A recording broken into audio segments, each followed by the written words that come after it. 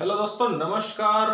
You watching our YouTube channel Vijay Diwakar. We are study about the discrete mathematics and disjunction statement. आज हम लोग discrete mathematics के disjunction statement के बारे में पढ़ेंगे। इसके पहले वीडियो मैंने आप लोग को बताया था कि डिस्क्रीट मैथमेटिक्स के अंदर जो प्रोपोजिशन होती है और जो उस प्रोपोजिशन को ज्वाइन करने वाली जो कंडीशन होती है, जो स्टेटमेंट होती है, जो जंक्शन होती है, वो 5 टाइप्स था: कंजक्शन, डिसजंक्शन, नेगेशन, कंडीशनल, बायोकंडीशनल।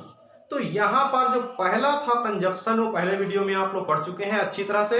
अगर आप नहीं देखें तो डिस्क्रिप्शन बॉक्स में आपको लिंक मिल जाएगा और वहां से आप बिल्कुल उठा सकते हैं हर वीडियो को। दूसरी बात है, हम शुरू करने जा रहे हैं डिसजंक्शन स्टेटमेंट। डिसजंक्शन स्टेटमेंट का जो सेंस वैल्यू था, मैंने बताया था कि आर, ये आर सेंस वैल्यू है, अथवा या कोई सेंटेंस को या से जोड़ेंगे, अथवा से जोड़ेंगे, आर से जोड़ेंगे, और इसको सिंबल होती है इस तरह से, ये कुप्पा सिंबल, कुप्पा बोलते हैं इसको, कुप्पा। तो यहां पर इसको आर भी पढ़ेंगे हम लोग। जैसे कि ये पी कोई सेंटेंस है, क्यू दूसरा सेंटेंस है, अब इसके बीच में ऐसा लगा दिया तो हम कहेंगे इसको पी आर क्यू, पी अथवा क्यू, पी या क्यू ऐसा बोलेंगे। ये है डिसजंक्शन।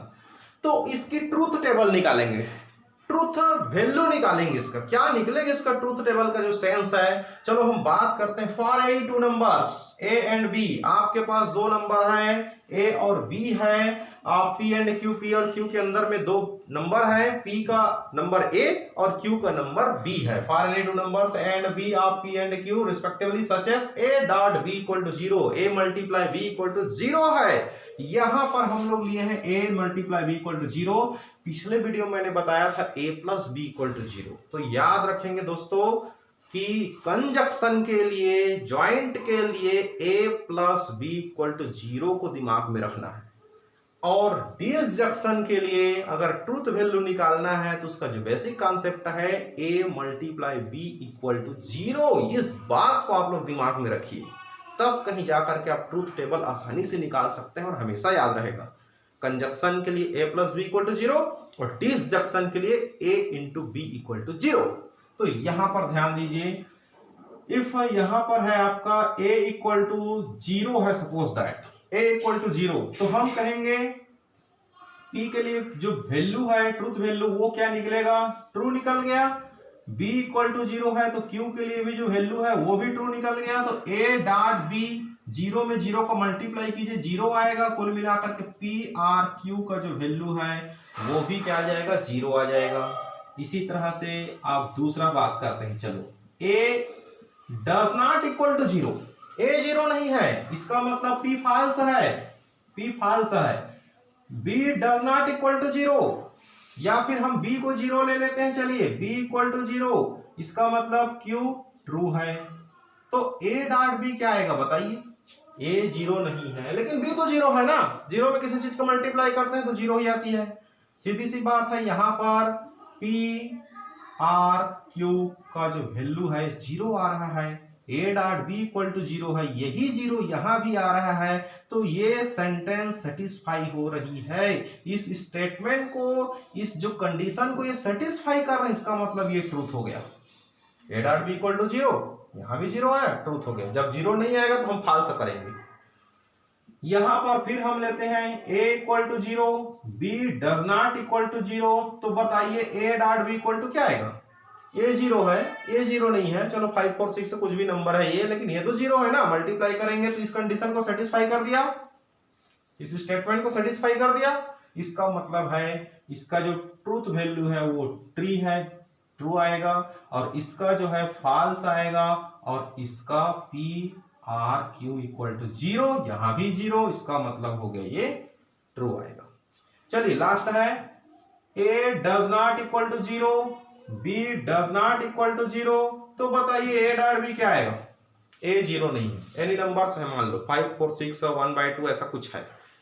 b भी 0 नहीं है, a भी कोई 3 5 4 -2 -5 कुछ भी कोई नंबर है, तो दोनों को मल्टीप्लाई करेंगे 0 आएगा ही नहीं। बिल्कुल does not equal to zero. तो यहां पर हम कहेंगे does not equal to zero, दोनों जीरो नहीं है, इसका मतलब उसको मल्टीप्लिकेशन जीरो कभी नहीं आएगा। इसका मतलब हो गया कि इसका जो ट्रूथ वैल्यू है पी का वो फॉल्स है और इसका भी फॉल्स है यहाँ पर। तो फिर पी आर क्यू, देखिए यहाँ पर जीरो है और यहाँ जीरो नहीं आ रहा है, तो हम कहेंगे फॉल्स। तो इसको अब हम लोग ट्रूथ टेबल में कन्वर्ट कर देते हैं। चलिए यहां पर निकालेंगे tea table, truth table, tea table for P R Q के लिए, डिसजंक्शन के लिए।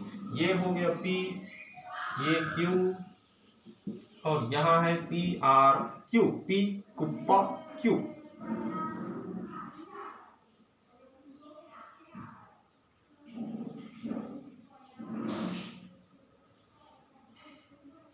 इसको अब फिलअप करना है। देखिए यहां पर p का जो वैल्यू है हमने यहां पर t लिया हुआ है, इस पार भी t है, तो ये क्या आया पी आर क्यू, ये भी आपका ट्रू आ गया। इसका मतलब दोनों ट्रू होने पर ये भी ट्रू हो गया। अब यहां पर देखिए p का वैल्यू फॉल्स है, जब ये फॉल्स है और ये ट्रू रहेगा तो पर भी दोनों का ट्रू ही आएगा, क्योंकि आर कंडीशन है। मल्टीप्लाई तो ये जीरो हो गया, ये जीरो नहीं है, मल्टीप्लाई तो जीरो आएगा ही, ये बात को आप सोचिए, तो ये भी ट्रू आएगा। चलो यहां पर ये ट्रू है और ये फॉल्स है, ये ट्रू का मतलब चलो ये जीरो है, ये फॉल्स का मतलब ये जीरो नहीं है, लेकिन इसको मल्टीप्लाई करेंगे, एड आर भी निकालेंगे, जीरो आएगा ही, इसका मतलब ट्रू हो जाएगा।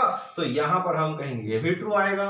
लेकिन बट ये फॉल्स है, मतलब जीरो नहीं है, does not equal to zero, it is also does not equal to zero, it is false, both are false, then their multiplication does not equal to zero। तो इसका मल्टीप्लिकेशन जीरो नहीं होगा, इसका मतलब ये होगा फॉल्स। तो फॉल्स तभी आएगा जब दोनों फॉल्स रहेंगे।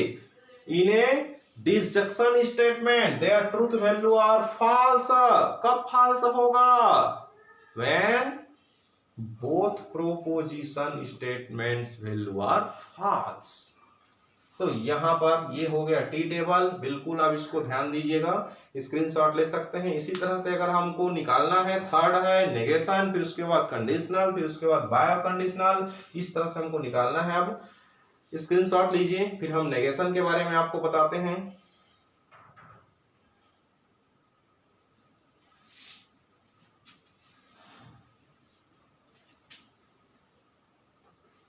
स्क्रीनशॉट ले सकते हैं। इस तरह से आप हमारे चैनल पर लगातार बने रहिए। बिल्कुल अगर कुछ फायदा मिल रहा है, लाभ मिल रहा है, तो हमारे चैनल को सब्सक्राइब कीजिए और बेल आइकन को दबाइए। चलिए नेक्स्ट वीडियो में हम नेक्स्ट बिल्कुल टॉपिक लेकर के आ रहे हैं आपके सामने, मजेदार टॉपिक के साथ आपको पढ़ाएंगे। कहीं जाइएगा मत, बिल्कुल हमारे चैनल पर आप बने रहिए लगातार। आपको जो मैथ्स है बिल्कुल सरल भाषा में हम आपको सरल अंदाज में पढ़ाएंगे आपको, ताकि मैथ्स की जो डर है आपके दिल से निकाल के रखेंगे।